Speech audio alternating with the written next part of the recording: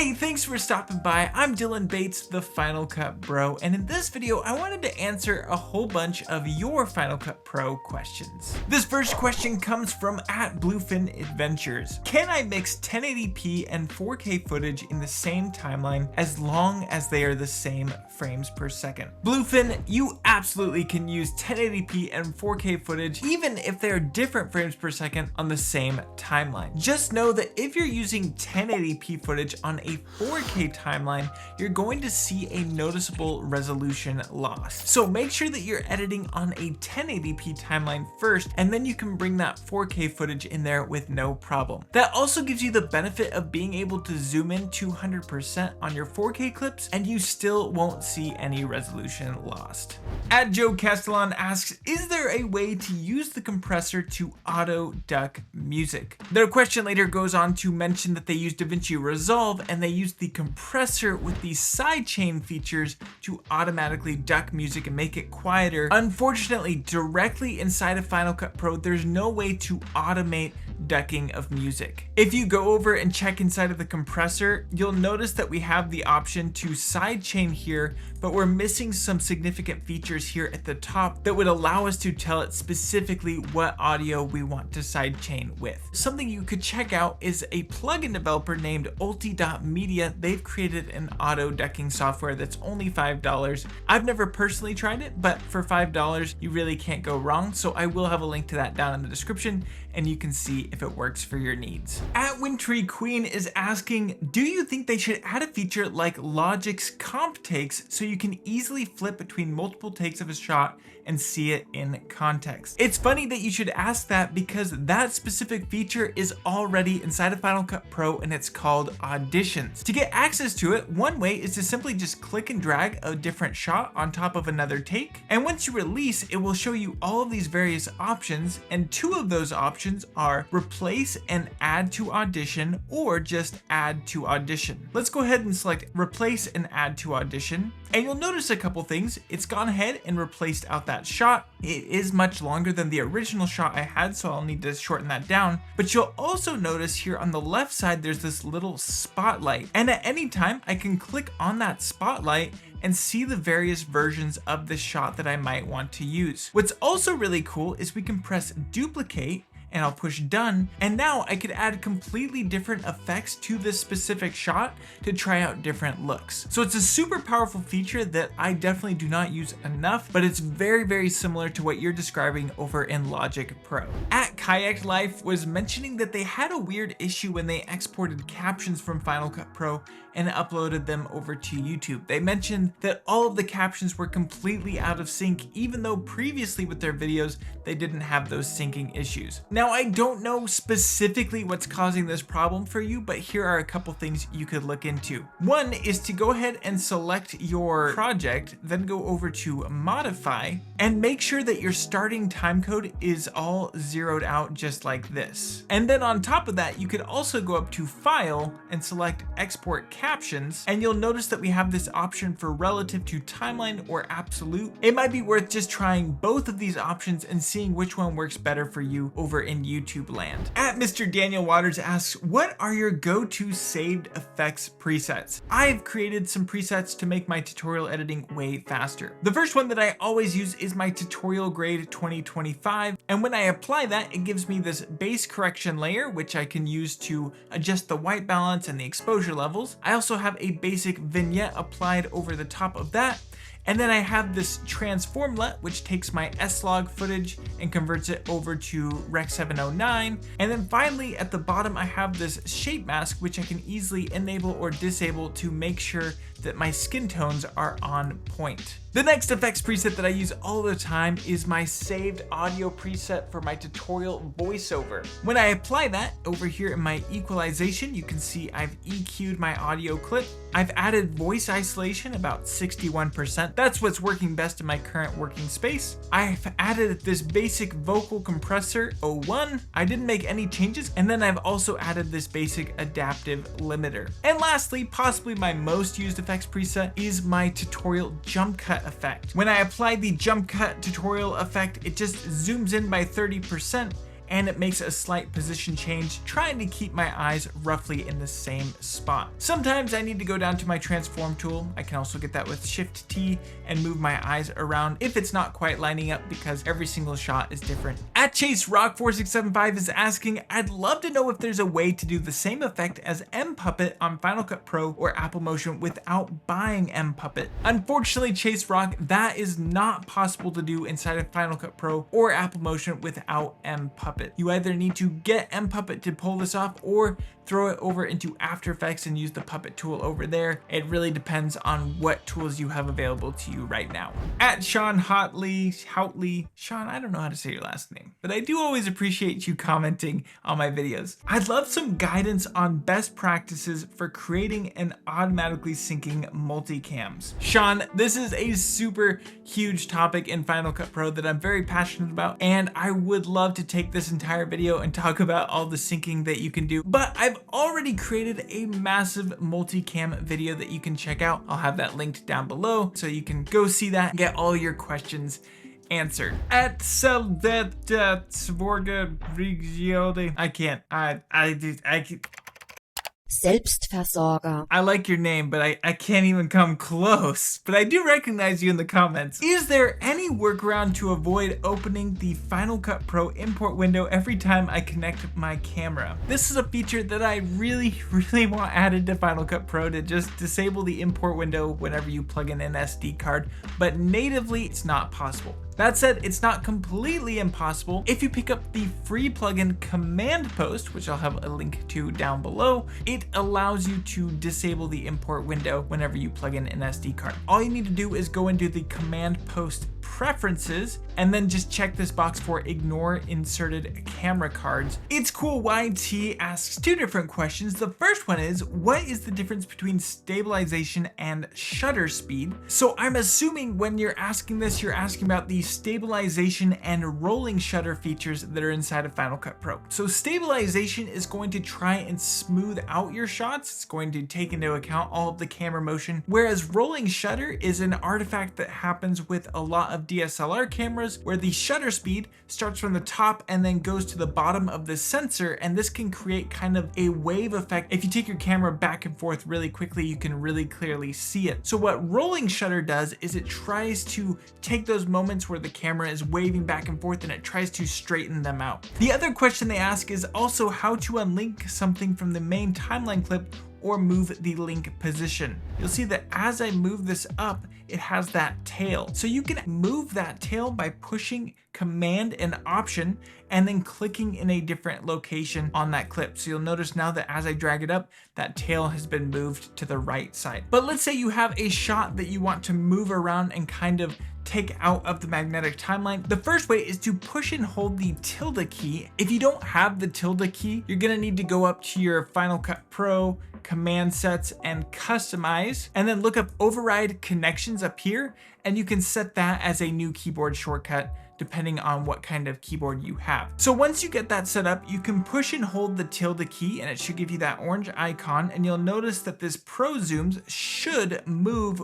as I click and drag this other clip over to the right side, but it actually stays in place. So that's what that tilde key is doing for us. Now, if I were to move it without the tilde key, you'll notice that it's actually moving everything all at the same time. And the last way is to use the position tool. So pushing P, I can click and drag and move this clip anywhere I want on the timeline, and you'll notice that it's overriding the clips to the left and right. This is why I'm not a big fan of the position tool, moving this left and right, but it does make it pretty easy to get stuff where you need it on the timeline. Additionally, you could take this above or below, and it's going to automatically fill in the gap clips wherever it needs to so that your clips stay locked in place. I will have a link to a full guide on the magnetic timeline that I definitely suggest you check out down below. Aglad's Nature Productions was mentioning that they had a huge problem with a recent project where they couldn't even reopen it after they updated their OS. I don't know specifically how to solve their issue, but something you can check out if you're ever having this problem of not being able to open a project. You can actually just go to Finder, go to Movies, and then locate Final Cut Backups. And in here, you should see all of the previous files you've opened from Final Cut Pro, so you can very easily find a backup and you'll notice this is the most recent backup I have, so I could open that, and sometimes this can get you around that issue where you can't open up a project file. Just know that you probably will lose some progress on your edit. At Joni Colton, Final Cut editing plus Resolve for color workflow. So this is a massive video topic in and of itself, but I'm gonna link a really great video from my friend Chadwick, who works full-time in Davinci Resolve, and he has an amazing guide working from Final Cut Pro to Resolve and back. At Playing the Mom Game says, whenever I am playing the timeline along and I hit Command B to delete out a section, everything to the right of the blade goes blue so I can't see the waveforms or footage. I have to hit spacebar to pause it and start playing again. Is there a way to work around this? This is unfortunately more of a performance issue than anything, and that's because Final Cut Pro has to redraw the waveforms when you create a cut. You can mitigate this problem by getting a higher end computer, but obviously that is not economical for everybody. So if you're running into this issue a lot, one thing to really consider is if you've applied voice isolation onto your clip. So you'll see here I have this clip that has voice isolation applied, and when I push Command B, it immediately gets rid of all of my audio waveforms because it has to regenerate them. So just try disabling some of those effects and you might see that the waveforms and thumbnails get drawn a lot faster inside of Final Cut Pro. One other thing that came to mind while I was editing this video is that you can actually turn on the continuous scrolling timeline, and that seems to make waveforms and effects thumbnails draw a lot faster. So if you haven't done that, give that a shot and see if it works for you. Videos like this are made possible by all of my super generous Patreon members. As a Patreon member, you get access to 2 to 3 brand new downloads for Final Cut Pro each month. You get 30% off of my digital product store, so all my plugins 30% off, and even my Apple Motion Masterclass is 30% off, so that instantly pays for itself when you sign up as a Patreon member. So if you're interested in supporting this channel, helping me continue what I'm doing here, make sure you check out the links down below. With all that out of the way, let's get back to answering all of your Final Cut Pro questions. Mudkip on YouTube asks, do industry professionals tend to use Final Cut?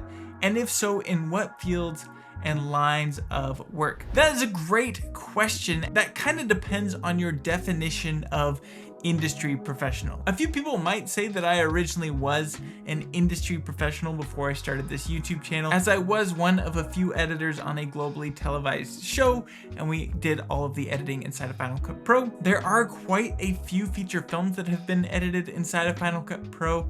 There are news networks that have actually told me that they use Final Cut Pro for their editing, so it definitely does happen, although I wouldn't say that it's the primary app that a lot of industry professionals use. I do know that Avid Media Composer is probably the #1 app that's used in the industry side of things, and that often boils down to the ability for a lot of editors to work on the same project at the same time. But Final Cut Pro has so much going for it, and it definitely does get a lot more use in the industry than we might first suspect. At Design Morsels is asking, can you edit from Transcript like in Descript? Unfortunately, you're not able to do that natively inside of Final Cut Pro at this time. There are some apps that allow you to somewhat do this, like you mentioned, Descript. That said, a feature that might be really helpful to you is if you've used the new transcription feature inside of Final Cut Pro 11, you can jump over here to the index on the left side, and I'll go ahead and activate that, and you'll see that we have this Captions button. So I can click that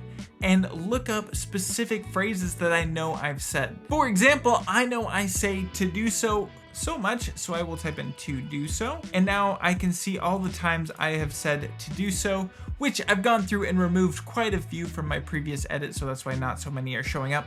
But hopefully that can be helpful to you. If you have a piece of paper that lets you know what phrases you need to add to your edit, you can search them out using the new transcription tools with the captions. At Fifth Seal Beats was asking for some organization tips, how to find if a file has been unused or used, how to choose only audio files, and where to organize them all in Final Cut Pro. Well, lucky for you at Fifth Seal Beats, I did an entire deep dive on organization in Final Cut Pro, and I'll have links to that video down below. YouTube Forever is asking how they can color match videos from 2 very different cameras not recorded in log. I had a very hard time color matching matching both look very, very different, any input. A super helpful way to match two cameras together is to enable the comparison viewer. So we'll just go on up to the top under window, and then we'll go to show in workspace and select comparison viewer. Now I can go ahead and find a specific frame that I want to match. Let's say I want to match this camera. Let's go up to save at the top and then press save frame. So now I can clearly see the two shots side by side, and then I can move my playhead back to the other shot that I want to try matching. From there, I can go up to the top under view and show the video scopes. And now I can see the different color channels side by side for this particular frame. We can do the exact same thing though over here on the right side. We'll go up to view and we'll show the video scopes. And so now you can take a look at the different red, green, and blue values and try and match them closely using this very window. There's a whole lot more you can do to lay these two windows out in a way that might be a little bit easier to work with, but that is a great starting point. I am actually really bad at the whole color grading, color correction side of things, but there are 3 absolutely incredible channels for this stuff that you need to check out. Number 1 is my buddy Dylan John. He does an amazing job breaking down color grading. Number 2 is Eric Lentz, who does such an incredible job of breaking down the subtle nuances. And number 3 is my buddy Brad West, who also has a great color grading course you need to check out. All 3 of these guys are exceptional at what they do and have a ton to offer. I'll have all of them linked down below. At Watch BVM, they are asking, what is the problem if red error windows keep appearing instead of the inserted plugins when exporting the file? This can be caused by a whole bunch of different reasons. I'm not sure the specifics on your specific situation, but if you have a plugin that's not showing up properly, the number 1 issue is usually a versioning issue. I don't have time to get into how to fix that in this video, but I'll link one down below that shows how to fix the versioning issues.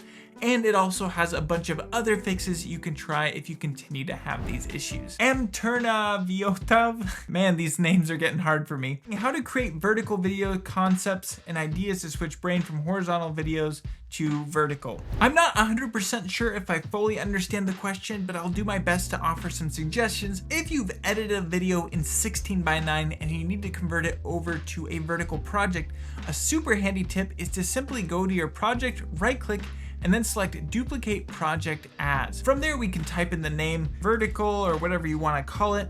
You could go over to your video settings and then change it to vertical, and then make sure you check this box for Smart Conform. After that, set the resolution to your desired settings and push OK. And what's really cool is Final Cut Pro is going to automatically go through your entire video and try and figure out the best spots for where your clip should be in your vertical video. While it doesn't do a perfect job, it does help a lot to lay the groundwork for your vertical video, with a lot of your shots being more centered than they might have been if you just kind of copy and pasted to a new vertical timeline. At DevOps Toolbox is asking, do you have tips on task automation? I usually start running the same processes with every raw footage, sound isolation, up the volume, remove an audio channel, add a blur mask, add a green screen mask, etc. So DevOps Toolbox, well, I'm not going to get into macros. You can definitely check that out with command post and loop decks and all sorts of stuff like that. Something you definitely can do to automate your process is simply by saving effects presets, which I kind of showed at the beginning of this video. So for example, I have my color grade the way I like on this particular video, and I can just go up to the video inspector and see my base correction, vignette, custom LUT, and shape mask, and I'll scroll down to the bottom and select save effects preset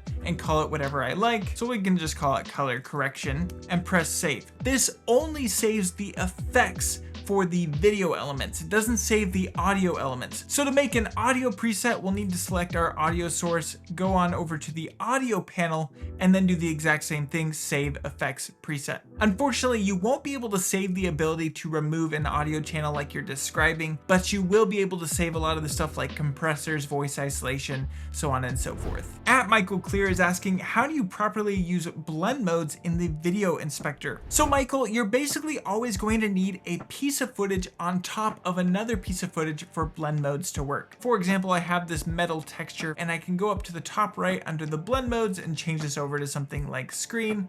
And now we can lightly see see the image underneath, and we could change this over to overlay and get completely different results. So the really important thing to consider is that you always have a piece of media on top of another piece of media, otherwise your blend mode's not going to show up at all. If you want to learn way more about blend modes, I do have several videos on blend modes that I will try and link down below. At Bilal Hamada, I'm asking how you can organize the project between Final Cut Pro and Apple Motion. Bilal, you're probably asking how can I kind of send motion templates back and forth between Final Cut Pro. That's an entire video topic in and of itself, which I fortunately have, so I'm going to link that one down below as well, so you can get a good idea of how to round trip from Final Cut Pro over to Apple Motion and back. At Hummingbird UAV is asking, question, I'm looking at Smart Collection projects. Each project has a random thumbnail. Is there a way to set this thumbnail? The thumbnail they're referring to is this little project thumbnail here. Unfortunately, to my knowledge, there's no way to change how this particular thumbnail looks. The only way to change it would be to find the exact frame it's pulling from and to change that thumbnail yourself, which is obviously just a lot more work than it's worth. And finally, Jeffrey F is asking, when they export an image from Final Cut Pro, for some reason it's getting darkened. Unfortunately, you'll see I have this frame here inside of Final Cut Pro and I've exported a still of it. Let's go to my Finder and locate the exported version, and you'll notice just how much darker it is than it was inside of Final Cut Pro. This is specifically an issue with Final Cut Pro 11 and it has yet to be addressed at the time of making this video. There is a simple workaround though. You can go up to File, select Share, and we'll do Save Current Frame. We'll go to our settings and change this over to a TIFF file. After that, we can push Next, save it as whatever we want, and you'll notice that it exported it with all of the correct coloring. You will also notice though that this particular file is 24 megabytes larger than the previous PNG. That's because .tiff files are quite a bit larger than most other image formats, but it does seem to resolve that particular issue. So when you're in a pinch, this is a great solve. Hopefully Final Cut Pro 11.0.2 will completely solve this problem. That is the end of all the questions I'm able to answer in this video, but I would love to make this a recurring series on the channel. Go ahead and ask me your Final Cut Pro questions down in the comments of this video, and I'm going to use the comments from this video to answer for my next Final Cut Pro Q&A. Thank you so much for taking the time to watch this video, and I cannot wait to see you in the next one.